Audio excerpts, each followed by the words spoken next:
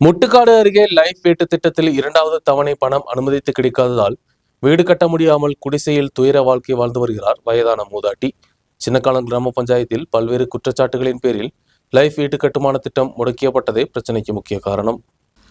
உறுதியான ஒரு வீடு வேண்டும் என்ற கனவுடன் சாந்தாவும் அவரது குடும்பமும் கட்டிய வீட்டின் தரையில் இப்போது நிறைய காட்டுச் செடிகள் படர்ந்துள்ளது. அதிகாரிகள் கூறிய சட்டத்தடைகள் ஒன்றும் தெரியாமல் இனி என்ன செய்வதென்ற கேள்விக்குறியுடன் இந்த குடும்பம் உள்ளது. SC பிரிவில் உட்பட்ட 67 வயதான முட்டுக்காடை சேர்ந்த சாந்தா கோபால் தான் பல வருடம் காத்திருப்பை தொடர்ந்து லைஃப் வீட்டு திட்டத்தில் வீடு அனுமதிக்கப்பட்டது. விதவியான இவர் இதய சம்பந்தமான நோயில் சிகிச்சை பெற்று வருகிறார். வீடு அனுமதிக்கப்பட்டதோடு ஆபத்தான நிலையில் இருந்த வீடை இடித்து தற்காலிக குடிசைக்கு தங்கினார். புதிய வீட்டிற்காக தரையும் கட்டப்பட்டது. முதல் தவணையான 40,000 ரூபாய் கிடைத்த போதும் பல மாதங்களாக மீதமுள்ள பணம் கிடைக்காமல் உள்ளது. இதோடு வேலைகள் முடக்கப்பட்டு சின்னக்கானல் பஞ்சாயத்தில் சில நடவடிக்கைகளுக்கு எதிராகவும் விஜிலன்ஸ் விசாரணை நடத்தப்பட்டதை தொடர்ந்து லைஃப் வீடுகளுக்கு கூட வருவாய்த்துறையின் NOC கட்டாயமாக்கப்பட்டதும் சாந்தாவின் വീട് என்ற கனவு പാതി വഴിയിൽ മുടങ്ങ കാരണം.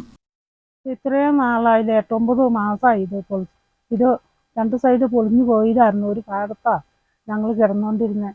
അത് പൊളിക്കാതിരുന്നെങ്കിൽ അവിടെയെങ്കിലും കിടക്കായിരുന്നു. ഇപ്പം കിടക്കാനൊരു നിവൃത്തിയില്ല. അന്യ വീട്ടിൽ പോയാൽ ഞാൻ കിടക്കണം.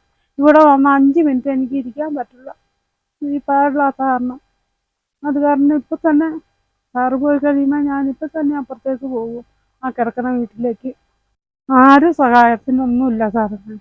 എൻ്റെ ഈ കൊച്ച് പെണ്ണ് വല്ലപ്പോഴൊക്കെ ഈ പണിയാൻ പോകും. ഇത് ഈ ഓട്ടോയും കൊണ്ട് തന്നെ കെട്ടിടം കൊണ്ട് ഞങ്ങൾ കഴിയുന്നത്. സഹായത്തിനൊന്നും ആരുമില്ല. கனத்த மழையில் தற்காலிக குடிசையில் தண்ணீரும் சேரும் நிரம்பியதோடு நோயாளியான சாந்தா அருகிலுள்ள வீட்டில் தங்கியுள்ளார். மகன் ஆட்டோ ஓட்டி கிடைக்கும் வருமானம் மட்டுமே இந்த குடும்பத்திற்குள்ளது. சொந்த வீடின் வேலைகள் நிறைவு செய்ய பொருளாதார வசதியும் ഇവർക്ക് இல்லை. ശരി, എത്ര നാളാ ഒരു 2-3 മാസത്തിനുള്ളിൽ അത് കയറും എന്ന് പറഞ്ഞു.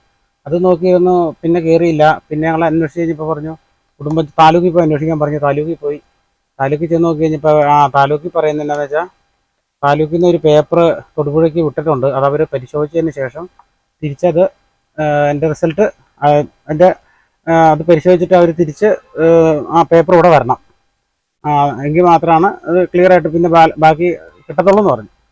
അപ്പോൾ ഇത്രയും നാളായി, 8-9 മാസം അടുത്തായി ഞങ്ങളിപ്പോൾ ഈ പേപ്പറും വന്നിട്ടില്ല. ഇതിനെക്കുറിച്ചൊരു അറിവുമില്ല. എനിക്ക് അമ്മയ്ക്ക് സുഖമില്ലാത്ത ഹൃദ്രോഗി, അതേപോലെ TB പേഷ്യൻ്റൊക്കെ അമ്മയ്ക്ക് വീട്ടിൽ കിടക്കത്തില്ല. അതുകൊണ്ട് അടുത്തൊരു വീട്ടിൽ കൊണ്ട് അമ്മേനെ കിടത്തിയേക്കുന്നത്. പിന്നെ 2 കുട്ടികളുണ്ട്, 2 പേരും പഠിക്കുന്നവരാണ്. അവർക്ക് ഇവിടെ ഇരിക്കാനോ പഠിക്കാനോ എഴുതാനോ ഒന്നിനും ഇവിടെ ഒന്ന് കയറാൻ പോലുള്ള സാഹചര്യമില്ല. മൊത്തം ചെളി പ്രശ്നങ്ങളും അതിൻ്റെ അകത്ത്. லைஃப் வீட்டு திட்டத்தில் வீடு அனுமதிக்கப்பட்டதோடு சாந்தாவும் குடும்பமும் மிக எதிர்பார்ப்புடன் இருந்தது. ஆனால் தற்போது சின்னக்கானல் பஞ்சாயத்தில் நிலைநிற்கும் விஜிலன்ஸ் விசாரணையும் வருவாய்த்துறையின் சட்டங்களும் சாதாரண மக்களை துயரத்தில் தள்ளியுள்ளது. தேவையில்லாத சட்ட சிக்கல்கள் மூலம் ஏராளமான குடும்பங்களின் வீடுகள் சின்னக்கானலில் முடக்கப்பட்டுள்ளது. நியூஸ் பியூரோ, ராஜகுமாரி.